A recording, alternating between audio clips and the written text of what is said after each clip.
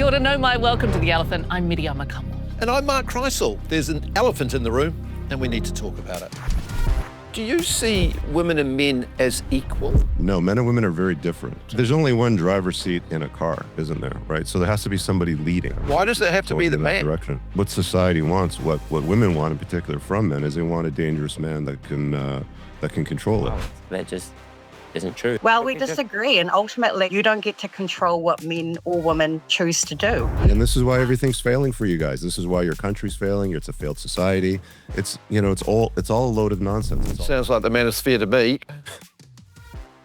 The Elephant is all about the tough stuff. We want to talk about the things being pushed to the edges, the things that move people into echo chambers and away from open, rational discussion. Yep, we sure do. And today we're talking about men and masculinity, or as some would say, toxic masculinity. And we're asking this. Is it toxic or is it just masculinity? We're trying to get at the root cause. Why are men in such crisis? Men are in crisis. We hear it everywhere. But are they actually, brother? Or are they just finally being held accountable? It wasn't long ago that we were talking about a man drought, but now some say masculinity's been neutered. Like that word? I think it's particularly apt.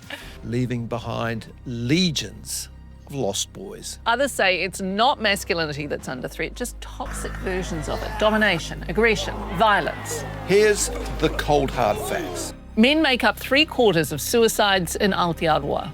Boys are falling behind girls in literacy and education. Fewer men seek help for mental health. But men still dominate power and politics and perpetrate most violence. Yeah, so some men are struggling, but maybe it's less about a crisis and more about change, a shift, a reckoning. Maybe it's hard being a man when the old rules no longer work and the new ones are still being written. Tane from the Bay of Plenty is a good example. He sees himself as a typical Kiwi bloke. I'm 34 years old. I'm into sports, rugby mostly. Spend a lot of time volunteering doing that sort of thing. And family time man too. Tane's a big fan of what's being called brocasters, like the most popular podcaster in the world, Joe Rogan. I think a lot of men find it refreshing that they can watch that sort of thing and it's okay to be masculine and to be able to be a man again. I mean, I find it interesting that Tane uses the word again. Men trying to be men again. What's happening to men? Yeah, well, we'll get into the nuts of that. Who wrote this? Probably me. So to speak, suffice to say, what Tane talks about is a real thing. Men feeling isolated and finding their tribe online. They're listening to people like Joe Rogan, whose audience of over 50 million is made up mostly of young men aged between 18 and 34. Oh my goodness, 50 million. Most men live lives of quiet desperation. It's one of my favorite quotes ever because it's true. And I've been that guy. Oh, that actually sounds sad if men are feeling like that. Do you think Joe Rogan is actually in touch here? In touch? Well, yeah, but he also says stuff like this. There's a rule. Crazy pussy is the best pussy. It is. It's the best pussy. Oh my God, what are they even talking about? Whatever it is, it's kōrero that's part of a movement with its own name, the manosphere. And they're flexing their power politically. What they called the bro vote in America was a huge factor in Donald Trump's re-election. Dealt with it, especially in the last 3.5 years, a complete dismemberment of what it is to be a man. We're under attack for everything. We are. At the same time, lots of these so-called podcast bros aren't the kind of people you take home to meet mum. No, not my mum. Men build the cities, men build the roads, men build, women give us the children. Andrew Tate, a far-right influencer, has tens of millions of young male followers. When I'm dead and gone, they will talk about how many children Andrew Tate had. They will not talk about the fact that some chick cried and told him what to do, and he was scared of her getting mad at me. I'm not afraid of you. So I'm gonna have his kids with whoever the fuck I want. Like men have always done. Now, it's tempting to think of Andrew Tate as just a crackpot, but he's also facing over 20 charges of rape and human trafficking.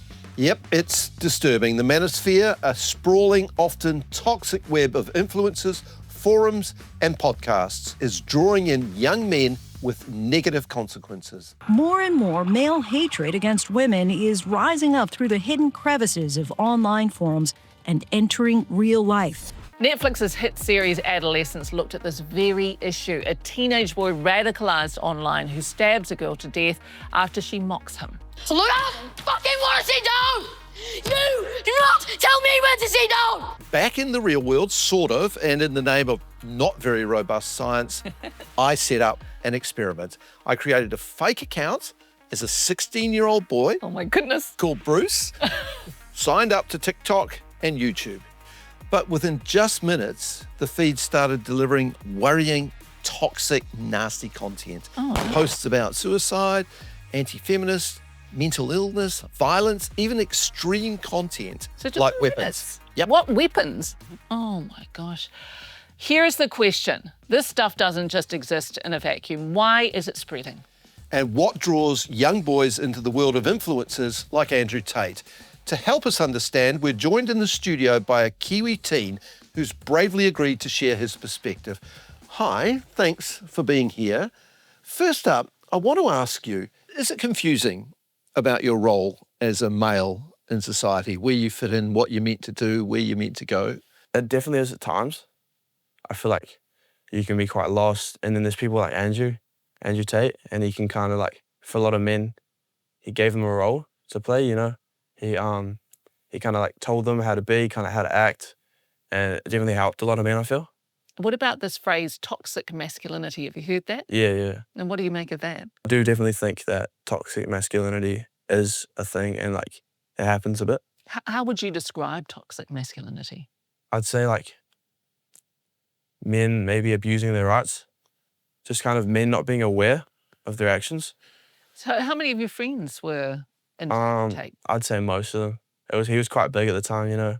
Everyone knew about him, so there was no escaping it at the time. He had quite a lot of wealth, and he showed a lot with his cars and his like mansions and just living a really like wealthy lifestyle. And then he would kind of show it with like females as well. Like he was quite like disrespectful towards women. What do you think about that? I felt like it was quite appealing to watch, but now kind of looking back at it, I thought it was quite negative towards women. I don't agree with it, you know? Awesome. And so when you look forward now to the rest of your life and you think about masculinity, what kind of man do you want to be? Definitely someone who respects women, for sure. Someone who doesn't, use their platform to disrespect others, and someone won't be using toxic masculinity. Thank you so much. No, Great no worries. to have you in here. Thank you so much for giving us this insight. Thank you for having me. So, are blokes broken or just evolving? Yeah, are we in a crisis or is this just a long overdue correction? Joining us in studio is anti-violence educator Richie Hardcore, and the GM of Wellington Rape Crisis down the line is Kyla Rayner. From Toronto is Richard Cooper, a podcaster and the author of The Unplugged Alpha. Firstly, thank you so much, all of you, for joining us on this conversation on the elephant. We really appreciate you all being here.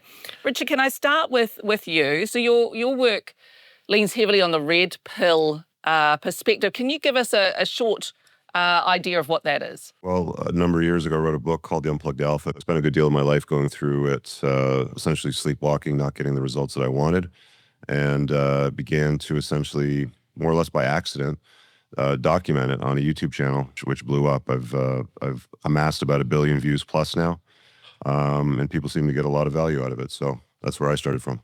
So the red pill perspective, that's borrowed from the Matrix. So the red pill is like an awakening to reality? Yeah, I'm not a big fan of pill colors. They tend to get abused by a lot of people. To me, it's what works and what doesn't work. You can call it red pill, sure. Okay, so you argue that many modern men are plugged into a societal system that rewards weakness and punishes masculine traits. Would you say that men are in crisis?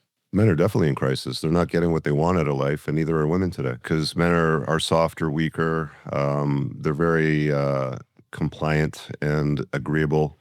And none of that really gets them to where they want to be in life when it comes to relationships with women, in their career, with wealth, with the people that they surround themselves with the things that they like to do and enjoy. They're softer, weaker versions of our grandparents' versions, if I can put it that way. Do you reckon men are in crisis, Richie? Yeah, I do. I think perhaps we might be talking at cross purposes, Richard and I. But if you look at the data, boys and men die by suicide at exceptionally high rates, end up in prison, exceptionally high rates, die by what are called diseases of despair. So you think addiction, substance abuse, boys and men are failing in education. I don't think it's because they're weaker or have abandoned traditional notions of masculinity, though. I think there are a whole range of different socio-ecological causatives for that. And it's not because we're not hard enough anymore. Do you think men are softer, Kyla? I think that these labels and these terminologies are really difficult. And like Richard's saying about the pills, they get really misused. I agree that we're all in crisis. You know, doing the work that I'm doing at Rape Crisis and having worked in that interpersonal violence space for about 15 years, we know here in Aotearoa that we have totally unacceptable prevalence rates for men, for women, boys, girls, disabled people, rainbow peoples. And so I'm really interested in the solutions that help us consider what is healthy and safe masculinity, that ensure that people aren't harmed by some of these ideas and attitudes that seem to have kind of a growing interest, particularly in those digital spaces. So you're the GM of Wellington Rape Crisis, Kyla. Would you say that we live in a rape culture? Yeah, I would. I think that we know that the prevalence data here is really high. 1 in 6 women, 1 in 8 boys. And we know that it's really hard to get accurate reporting data because of those societal stigmas and barriers that still don't enable people to come forward for support. So it's really difficult to think about weakness, because is that in opposition, is that in opposition to violence? That's a really harmful attitude to hold and harms all of us, actually. Richard, what are your thoughts on that? I've heard this notion of rape being a tremendous problem these days, and I don't know that it is as it's being spoken about. I'll share a private conversation that I had with a police officer that was 25 years on the force, and his entire job was investigating rapes, essentially. And when each investigation was concluded, he found that about 85% of them were false. And the vast majority of them that were reported to the police were used to cover up cheating by women that had stepped out on their marriage or on their relationship with their man, to essentially put it out there that I didn't consent to this. Like, they had buyer's remorse. So I think that the notion that it's prevalent and that women are being abused in record numbers today, I'm sure it's happening, but is it happening in the records, in the numbers that exist as it's being spoken about?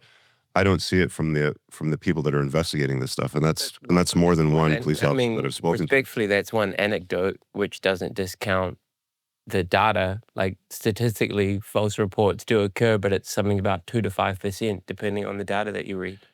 Like, not according to the police officer that I spoke to. He said about 85%. Yeah, but that's one false. Police officer's account doesn't discount the meta-analysis. No, I've had multiple conversations with different police officers from around the world. This particular guy worked in Oslo, and there's several that I've spoken to in North America, and they all recount roughly the same numbers.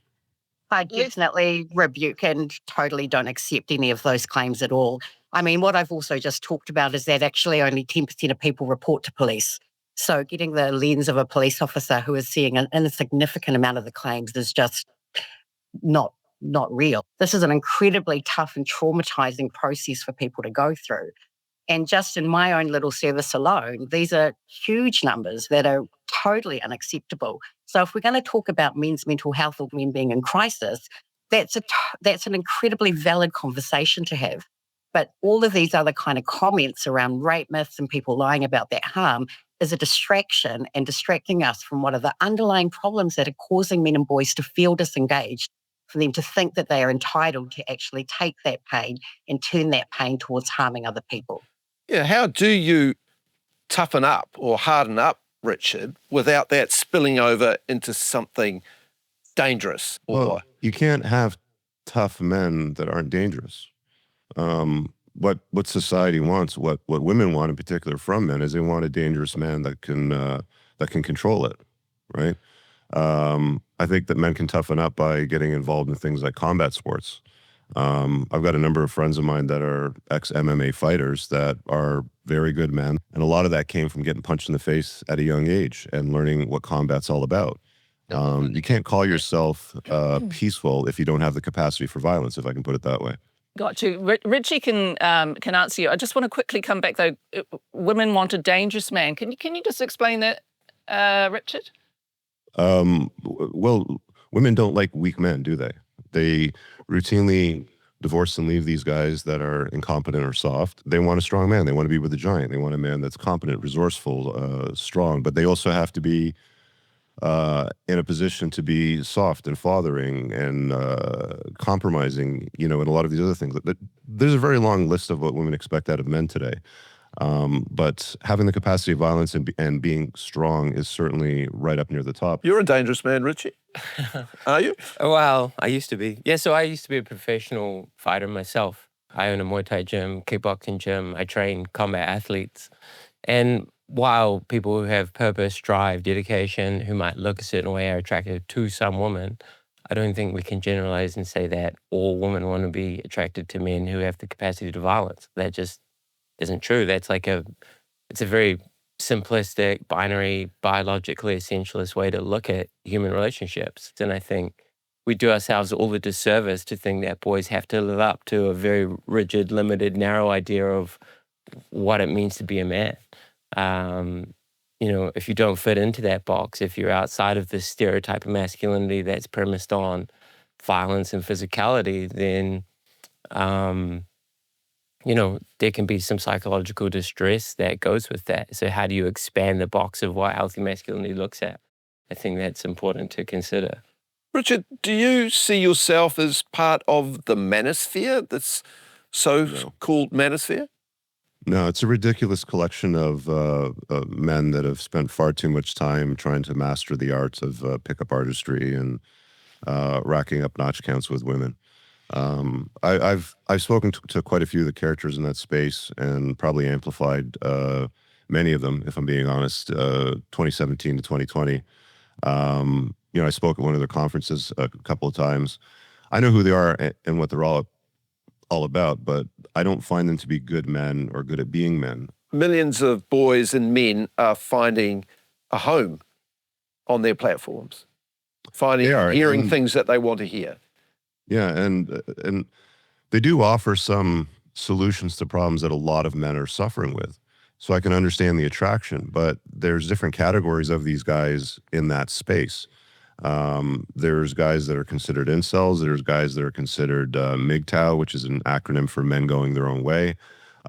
They've more or less been sent their own way. It's not a choice that they've made. It's just that women have rejected them, and they stand up proudly, and they often call themselves like a MGTOW. But these are all men at the end of the day that want to have a good exchange, a good relationship with women. They're just incapable of doing so. And they often struggle with it. There's is that not people like many... Andrew Tate, Richard? Well, I mean, Andrew Tate's an interesting character. I know him personally. I've had him on my podcast several times, and we've spoken many a time. But he's a character. I mean, he plays an avatar. Is he dangerous? I wouldn't say so, no. Because most people would say that he exemplifies the manosphere and the harm of the manosphere. Rape charges, sex trafficking. They're all allegations, the same thing they've done with Kavanaugh and many of the other people that they've falsely alleged these Me Too charges on. A lot of your views sound similar to the people in the manosphere. So hypergamy, for example, the red pill. How come these aren't signs of you being in the manosphere? I'm not sure I understand your question. I think what they're saying is, how do you differentiate yourself from the manosphere? I'm not exactly sure what you're speaking of. Can you give me a concrete example? You talk about how to set a boundary with a woman, or how to date multiple women at the same time, and then there's the opportunity for you to set some rules. For example, so what's you're wrong with talking setting about boundaries when you're dating? Yeah. There's a piece that you put out about how to tell a woman not to post certain photos of herself on Instagram, or how not to go on a girls' weekend. Okay. That's a boundary. So which one of those do you want to deal with? Pardon me? So which one of those do you want to deal with? Well, I'm asking, like, how do you differentiate yourself from the manosphere? Like, How do I What is different I'm not between your involved in content and what a how lot of the big a content that we're conference is, and I discussing don't is? collaborate. Hear me out. I don't collaborate with these people. You're going to get fleas if you lay with dogs. And most of these people, like I said before, they're not good men. They're not good at being men. Just because I tell guys to set boundaries around how they're going to date a woman or how they're going to manage a relationship. Let's use one of those as an example. So women often post salacious, provocative photographs on social media with men that they're in a committed relationship. There should be no place in a relationship for the man or the woman, if they value each other and that commitment that they've made, for her to be posting provocative pictures online, marketing herself to other men. There just should be no place for that. So I tell men that are in my coaching program that work with me, you've got to set that as a boundary. And you can typically do that best when she comes to you and asks you for your commitment. It says, like, who are we? Where do we stand? Where is this going? And it's very simple. You just tell her, look, I really like you, but I just can't take a woman seriously that's going to be posting regular photographs of herself in provocative, salacious ways on the internet to other people, right? Like, you're talking to me about becoming my wife. I'm not going to have my future wife doing things like that. Perhaps she's not marketing herself to men. Perhaps she's not. That's exactly what she's doing, because all of the male correspondence that she gets comes from men.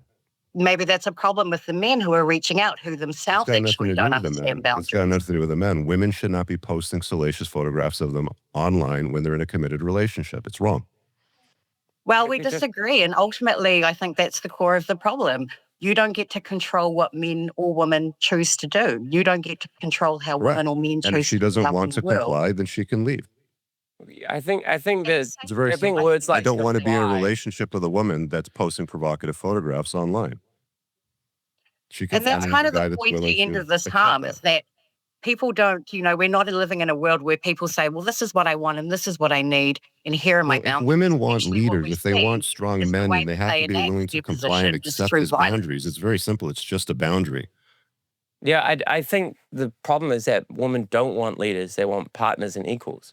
Like, no, they language don't. like leaders. They say that. Language like, they say that, but they routinely divorce partners that they marry.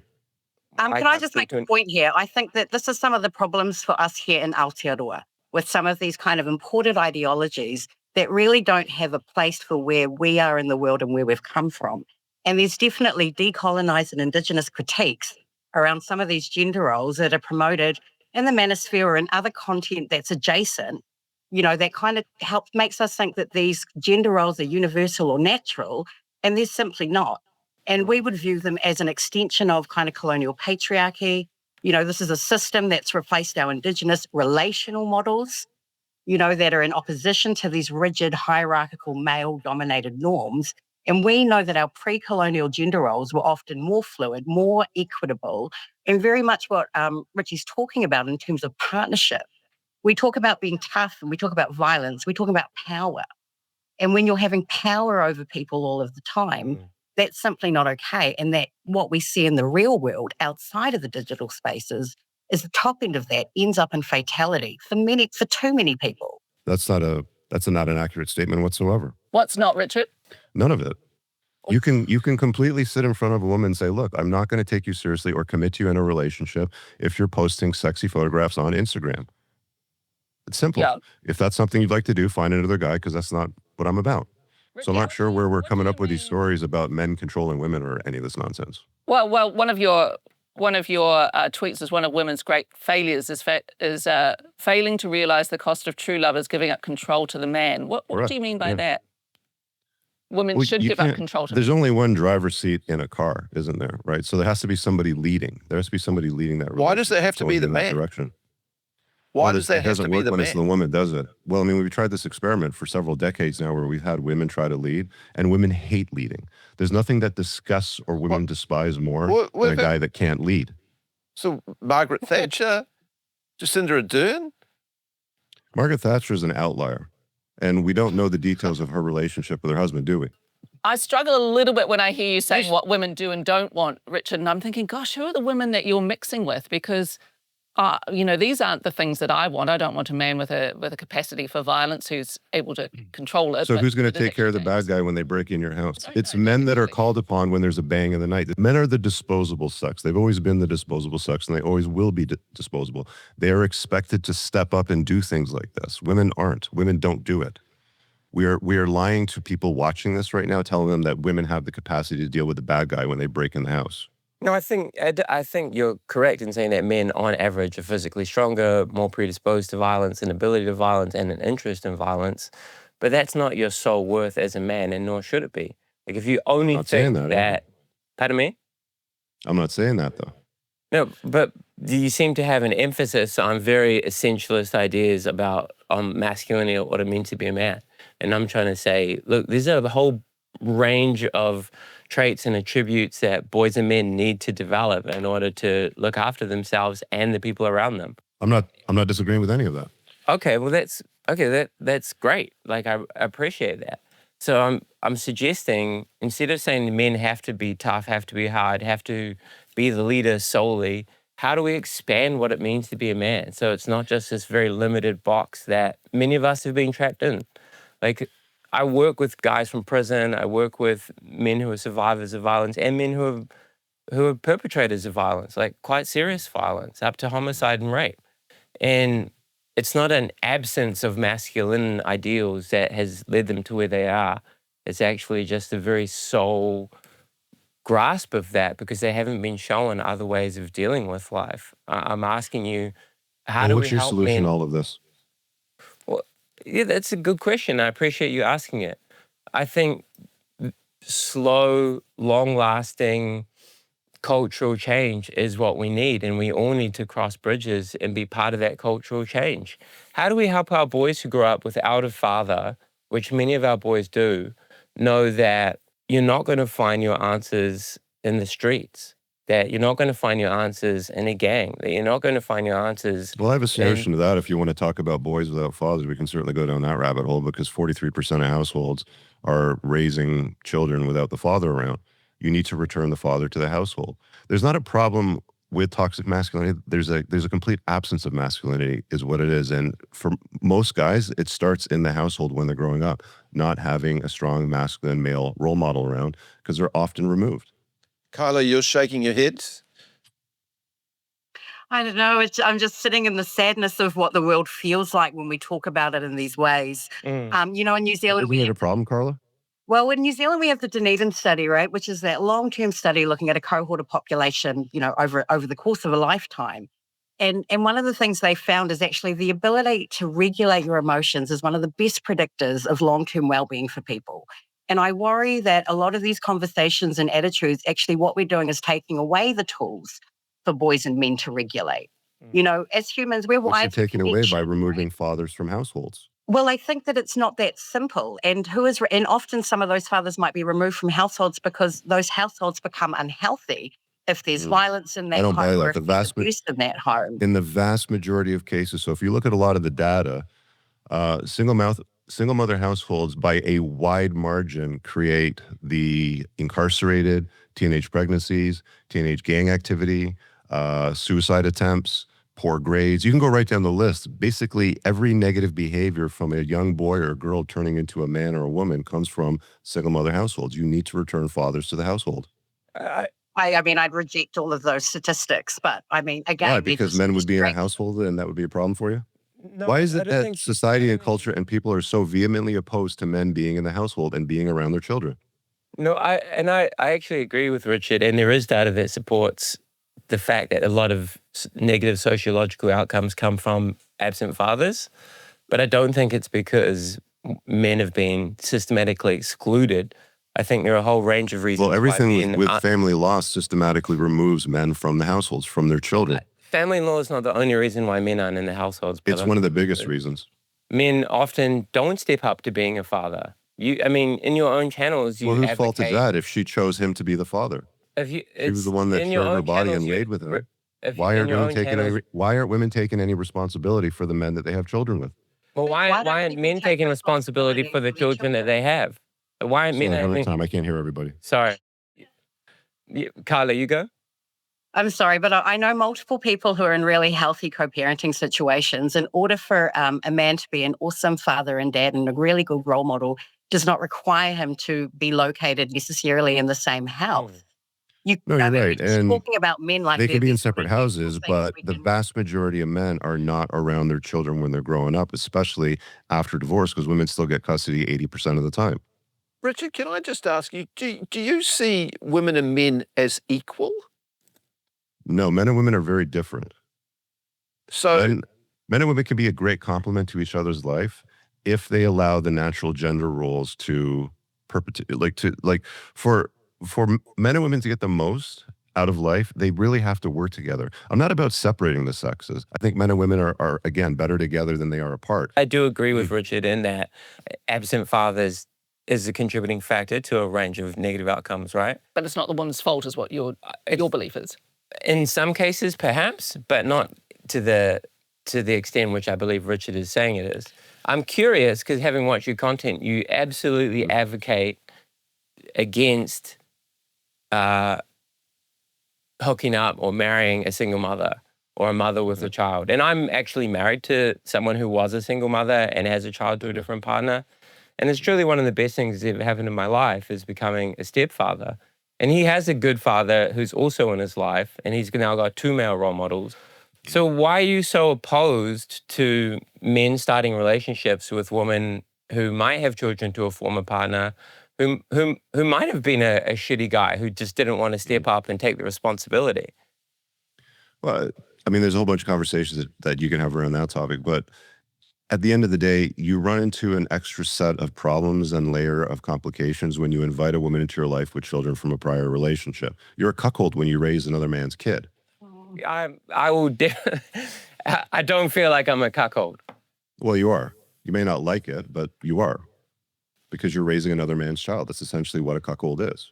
Well, I don't believe that's correct. So you talk about these things like the facts when they're constructions. They're constructions that serve an ideology that you hold that we know harm a lot of people. You seem to be diminishing a lot of men who are stepfathers. Who are stepping up. Yeah, that's like hey, look, if you want to step up and raise another man's kid, by all means. But men, generally speaking, are far, far better off raising their own kids with a woman that doesn't bring baggage to the relationship. What about the reverse? Do you think men who have children to a previous relationship are... Well, it's an interesting question because, I mean, when you flip the tables, when you put yourselves in the other shoes, women don't like raising other women's children. They really don't like it. And I raise my stepson. I love his mum and I love being his mum. He's been one of the greatest gifts of my life. And that's a very rare story. You don't hear that very often. I don't if you think go on it is. right, I don't think it is. There's a lot of co-parenting relationships about now. how they hate their stepkids. Oh, that's so sad. I haven't heard those stories. I know they exist, Richard. I do know they exist, but I don't hear those stories commonly. Like your story is very rare. It's very rare. There's not a lot of women that are willing to raise another woman's kid.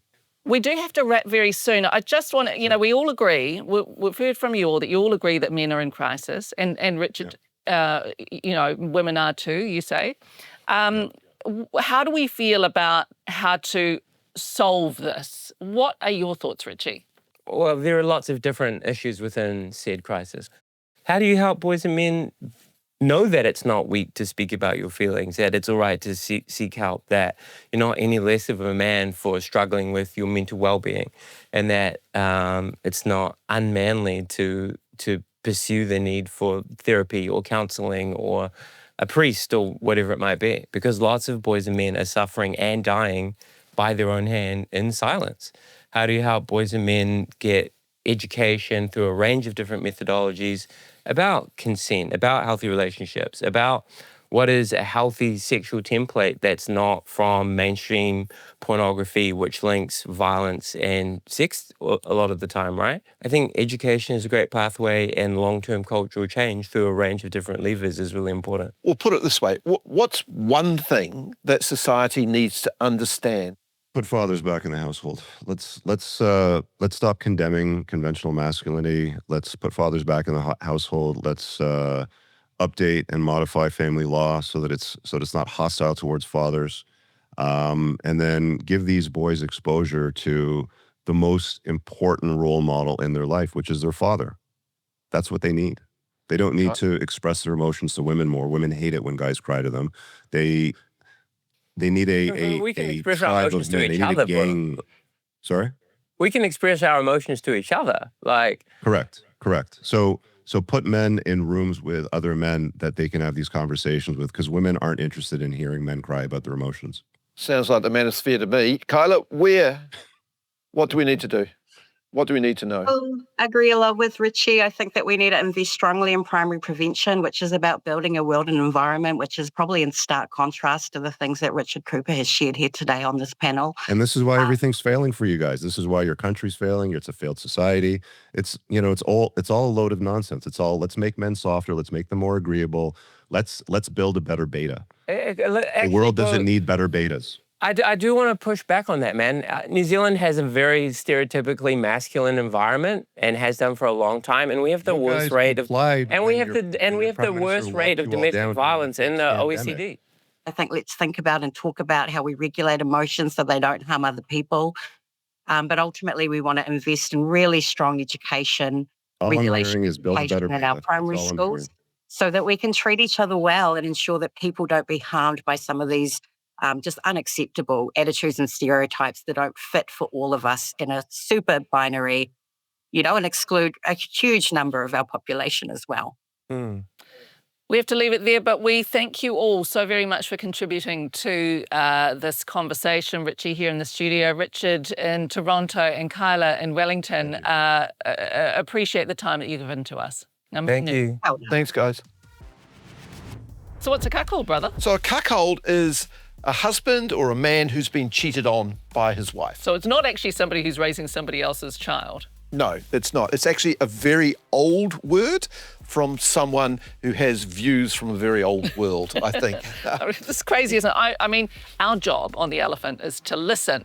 And I have to say, there were times where I just found that quite hard to just listen, because it was, being told what I wanted as a woman, that I supposedly want a dangerous man who has the ability to control his temper, that I don't want men to cry and share their feelings with me, that I hate that.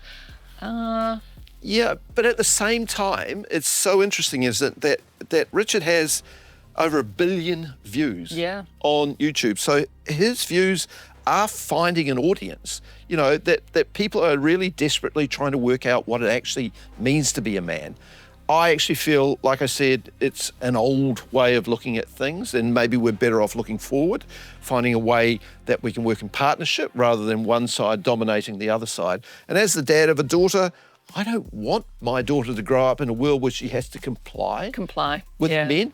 That is The Elephant for this week, e te whānau. Remember, you can catch us on the New Zealand Herald, YouTube, iHeart, and your favourite social media platforms. The Elephant in the Room, time to talk. E te whānau. Until next time, Mauri ora.